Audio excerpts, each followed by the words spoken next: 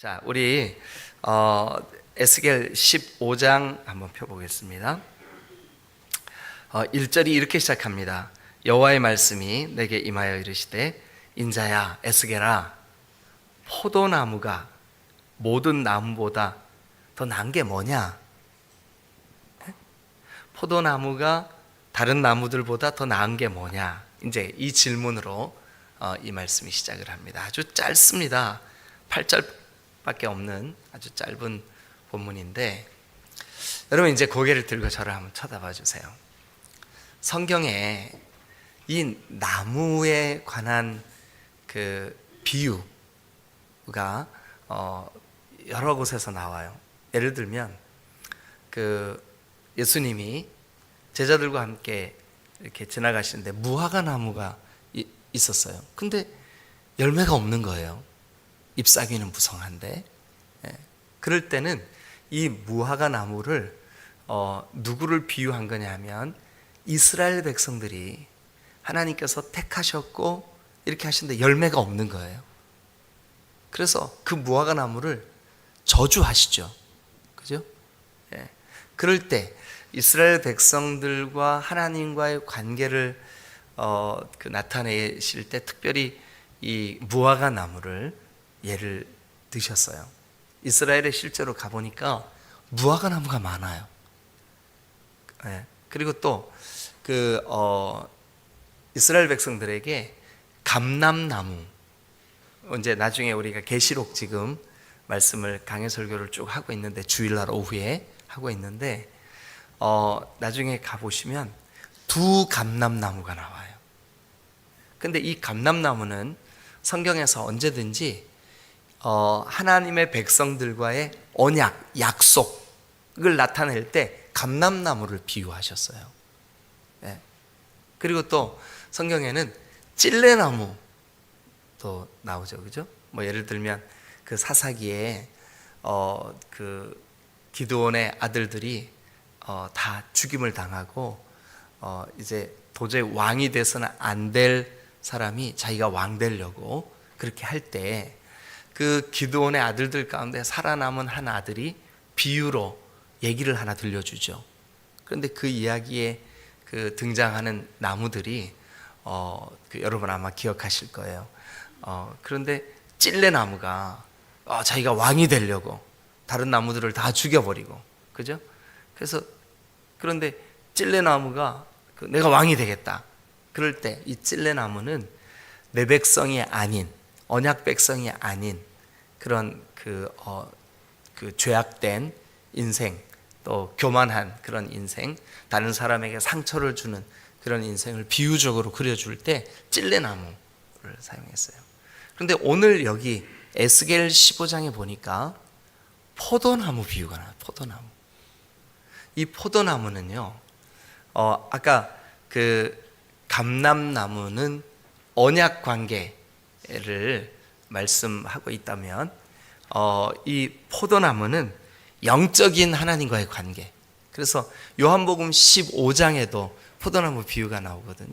너희가 내 안에 있고 내 말이 너희 안에 있으면 무엇이든지 원하는 대로 구해라. 그리하면 이루리라. 이게 영적인 주님의 백성들과의 관계를 설명할 때 성경 여러 곳에서 이 포도나무 비유를 말씀하고 있어요. 근데 오늘 에스겔도 보니까 에스겔 15장이 포도나무를 그 샘플로 우리에게 비유하고 있고, 요한복음도 몇 장이 포도나무 비유라고요? 어떻게 이렇게 잘하세요? 네, 그래요. 요한복음도 15장이, 에스겔도 15장이 포도나무 비유를 하고 있어요. 그래서 오늘 우리가 이 아침에 이 에스겔 15장을 통해서 포도나무를 통하여 우리에게 어떤 교훈을 말씀하고 있나 한번 같이 살펴보겠습니다. 자, 그러면 2절을 한번 읽어보겠습니다. 2절 시작. 인자야, 포도나무가 모든 나무보다 나은 것이 무엇이랴? 숲속의 여러 나무 가운데 있는 그 포도나무 가지가 나은 것이 무엇이랴? 네, 포도나무가 모든 나무보다 나은 게 뭐냐? 포도나무가 그 숲속의 여러 나무 가운데 있는 그 포도나무 가지가 나은 게 뭐냐? 예? 여러분 그 다음서부터 이렇게 돼 있어요. 3절에 그 나무를 가지고 무엇을 제조, 즉 무엇을 만들 수 있겠냐? 뭐 예를 들면 가구를 만들 수 있겠냐? 여러분 포도나무 키워보신 분 있죠? 지금 제가 살고 있는 교회 사택 그 텃밭이 한 2평이나 될까요? 1평? 2평? 요만한 그 손바닥만한 손바닥보다는 좀 커요. 이렇게 손바닥만한 그 텃밭이 하나 있어요. 근데 거기에 포도나무가 있어요. 원로 목사님이 거기에 포도나무를 심어 놓으신 것 같아요. 근데 이 포도나무가 올해 열매를 많이 맺었어요. 그래가지고 올해 땄는데 바가지로 있잖아요. 바가지, 이게 쌀 이렇게 씻는 바가지 있죠. 이만한 바가지로 그득하게 땄어요. 그래가지고 아주 맛있게 재밌게 여러분들한테 한 알씩 나눠드리려고 하다가 한 알씩만 드시면 좀 속상하실까봐 그냥 저희 부부가 마주 앉아서 다 먹었어요. 근데 진짜 맛있었어요. 지난 그 가을이 지나고 이제 막 겨울이 시작되기 전에 우리 교회 도선생님이 사택에 오셔가지고 이 포도나무를 다 가지치기를 했어요. 그래가지고 아주 앙상하게 그 원줄기만 딱 남겨놨어요. 야, 큰일 났다. 저렇게 다 가지를 쳐버리면 어떻게 열매를 맺지? 그렇게 생각을 했는데 제 생각이 틀렸어요. 봄이 돼서 그 앙상하게 남아있던 원줄기에서 싹이 나니까 그러니까 열매가 맺히는 거예요. 만약에 가지치기를 안 했으면 오래 남아있던 그 가지 때문에 내년에 열매를 맺을 수가 없대요. 예? 그런데 여러분 포도나무 키워보신 분들은 알 거예요. 이게요 그렇게 쭉쭉 뻗은 나무가 아니에요. 막 이렇게 꿈틀꿈틀거리고 이 포도나무 못생기고 굵지도 않고, 그래서 이 포도나무로 사실 아무것도 만들 수가 없어요. 여기 지금 3절에 이렇게 묻죠. 그 나무를 가지고 무엇을 제조할 수 있겠느냐? 답이 뭘까요? 아니, 없어요. 예. 뭐를 만들 만한 나무가 아니에요. 그리고 여러분 2절도 다시 보세요. 인자야, 포도나무가 모든 나무보다 나은 게 뭐냐? 예. 이 질문은 답이 간단해요. 나은 게 뭐냐 하면 한 가지밖에 없어요. 열매예요, 열매. 그러니까 포도나무의 유일한 목적은 뭐냐 하면 열매예요, 열매. 그러니까 그 2절 질문에 인자야, 포도나무가 모든 나무보다 나은 것이 무엇이냐? 그러면 답을 해야 돼요. 뭐라고 답해야 될까요? 열매. 열매를 잘 맺으면, 열매가 잘 익으면, 열매가 아주 풍성하면, 그러면 그 포도나무가 다른 나무보다 나아요. 다른 나무보다 유익해요. 다른 나무보다 좋을 수 있어요. 다른 나무보다 아주 값질 수 있어요. 그런데 열매를 못 맺으면 다른 나무보다 나을 게 뭐냐? 나을 게 없다예요. 나을 게 없다. 그래서 여러분, 이 2절과 3절은 질문 형태로 되어 있지만 오늘 다시요, 포도나무는 성경에서 자주 무엇을 나타낼 때 이 포도나무 비유를 쓰신다고요? 영적인 관계, 주님과의 관계, 영적인 관계. 이 영적인 관계에서 열매를 맺지 못하면 다른 모든 나무보다 나을 게 있다 없다?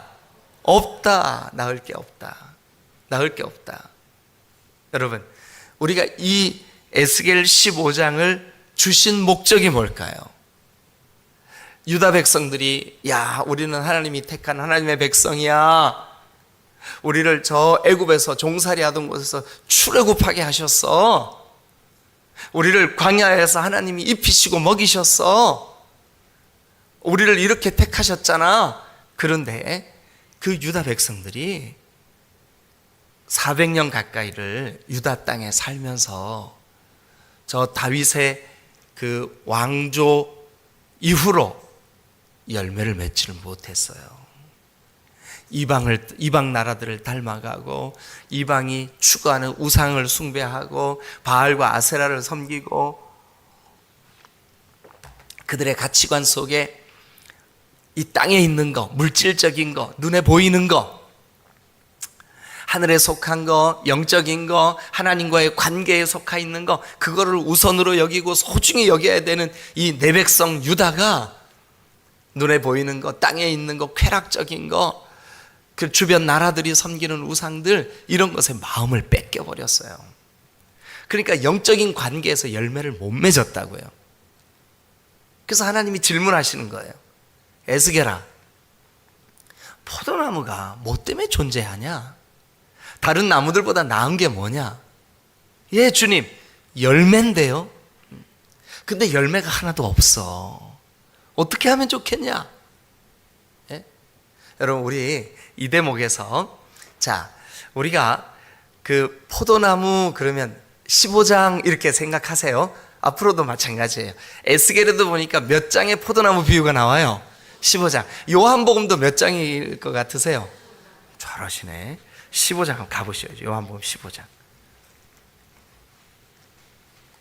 요한복음 15장을 한번 가보겠습니다.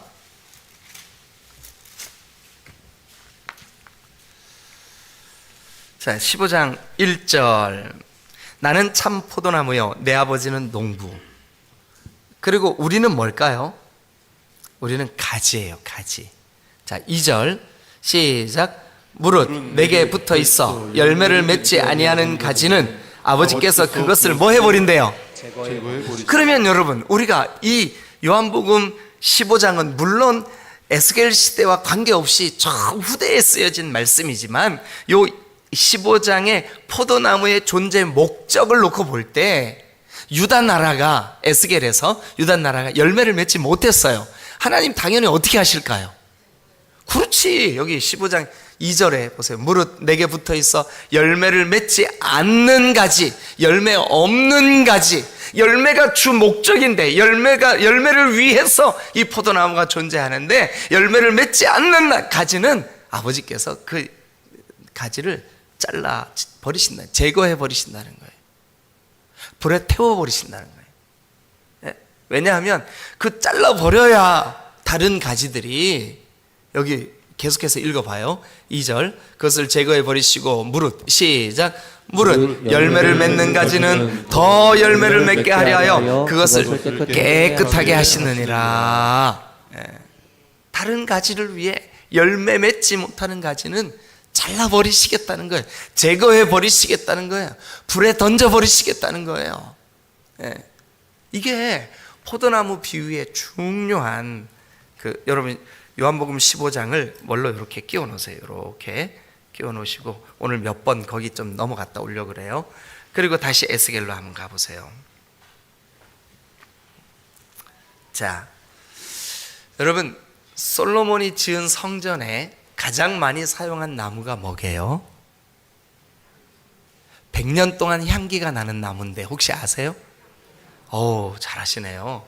백향목이에요. 백향목. 백향목은 그 나무가 쭉 뻗어 있어요. 고든 나무예요. 그러니까 건축 자재로 쓸 때는 아주 딱이에요. 네?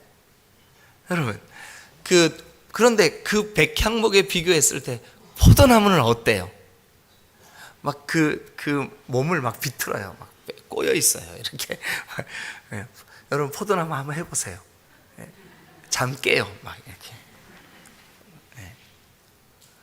이 포도나무는 건축 자재로도 쓰일 수 없고, 또 이걸 가지고 무슨 아름다운 작품을 만들 수도 없고, 이걸 가지고 뭔가를 인간에게 유익을 주는 아무것도 할 수 없어요. 오직 딱 하나, 열매. 자, 그러면 우리 성경을 한 곳 한번 보겠습니다. 이사야를 한번 펴보세요. 이사야 5장 2절 한번 가보겠습니다. 앞으로 넘기세요. 이사야 5장 2절 한번 가보겠습니다. 자, 5장 1절을 제가 간단하게 소개할게요. 나는 내가 사랑하는 자를 위하여 노래하되 내가 사랑하는 자의 포도원을 노래하리라. 포도나무를 내가 노래하리라. 내가 사랑하는 자에게 포도원이 있으며 심히 기름진 사내로다. 2절 여러분 읽어보세요. 시작. 땅을 파서 돌을 제거하고 극상품 포도나무를 심었도다. 그 중에 망대를 세웠고 또 그 안에 술틀을 팠도다. 좋은 포도 맺기를 그러니까 여러분 포도원지기 포도원 농부가 바라는 것은 유일하게 하나 뭐를 바랄까요?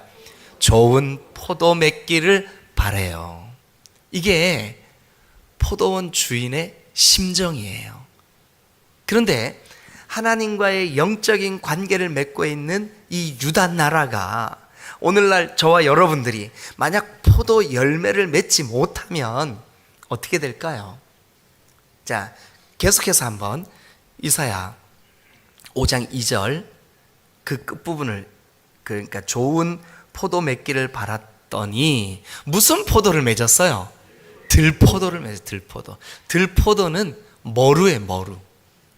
그런데 우리나라는 아예 머루를 따로 이렇게 따서 먹기도 하고 술도 담그고 그러잖아요, 그죠? 근데 이스라엘 나라에는 이 머루는 들포도는 먹지 않습니다.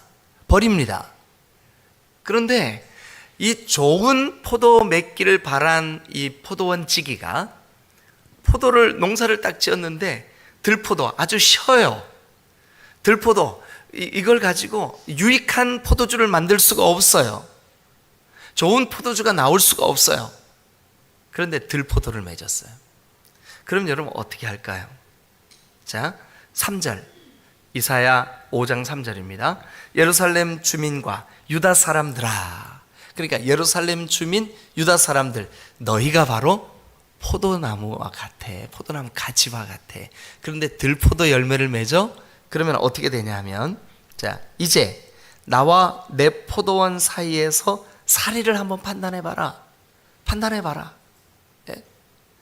그래서 여러분, 그 7절을 한번 가보세요. 5장 7절. 시작. 무릇 만군의 여호와의 포도원은 이스라엘 족속이요 그가 기뻐하시는 나무는 유다 사람이라. 그러니까 하나님이 그 기대하시고 심은 그 포도나무가 누구래요? 유다 사람이래. 유다 사람이래. 그들에게 뭐를 바랬어요? 정의를 바라고 그 다음에 공의를 바랬는데 그들이 포악과 그 다음에 그들의 아주 절규, 부르짖음밖에 들리지 않아. 슬픔의 소리밖에 들리지 않아. 그러니까 좋은 포도 열매를 맺기를 바랬는데 그들이 포악을 행하고 거짓을 행하고 악독을 행하고 나쁜 열매를 맺었다는 거예요. 그래서 하나님이 찍어버리시겠다는 거죠. 이게 바로 남유다의 멸망에 대한 예언을 이사야 선지자가 포도나무 비유를 통해서 하고 있는 거예요. 그러면 이제 다시 에스겔로 한번 가보시자고요. 에스겔. 자, 그 이제 3절을 계속 읽겠습니다. 시작. 그 나무를 가지고 무엇을 제조할 수 있겠느냐? 답이 뭐라고요? 없다. 예. 계속해서요. 시작. 그것으로 무슨 그릇을 못을 만들 수 있겠느냐? 대답은요. 없다. 예.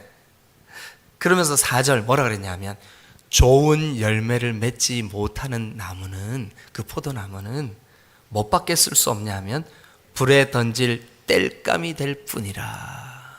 불에 던질 땔감이 될 뿐이라. 자, 이제 저를 한번 쳐다보세요. 이 말씀을 묵상하다가 이런 생각을 해봤어요. 그렇다면 포도나무가 좋은 열매를 맺으려면 어떻게 해야 되지? 지금 여기 그 에스겔 15장은 좋은 열매를 못 맺은 포도나무에 대한 실망이죠, 그죠? 예, 남유다를 가르친다고. 근데 그 남유다가 멸망할 수밖에 없는, 불에 던질 수밖에 없는 이유를 지금 말씀하고 있는 건데, 그럼 오늘 우리가 좋은 열매 맺으려면 어떻게 해야 되지? 좋은 열매를 맺으려면 두 가지가 반드시 필요해요. 이 포도나무의 특징이 뭐냐 하면요, 포도나무는 가지를 싹둑싹둑 잘라서 이 가지를 땅에 이렇게 푹 박아 놓으면요 뿌리가 나와요. 거기서. 신기하죠? 네? 별로 안 신기해 하시는구나. 이게 뿌리가 나와요. 그래가지고 그 뿌리가, 그런데 여러분 이 뿌리가 잘 잘 뿌리를 내리면 이 가지밖에 없었던 이 포도나무가 열매를 맺어요.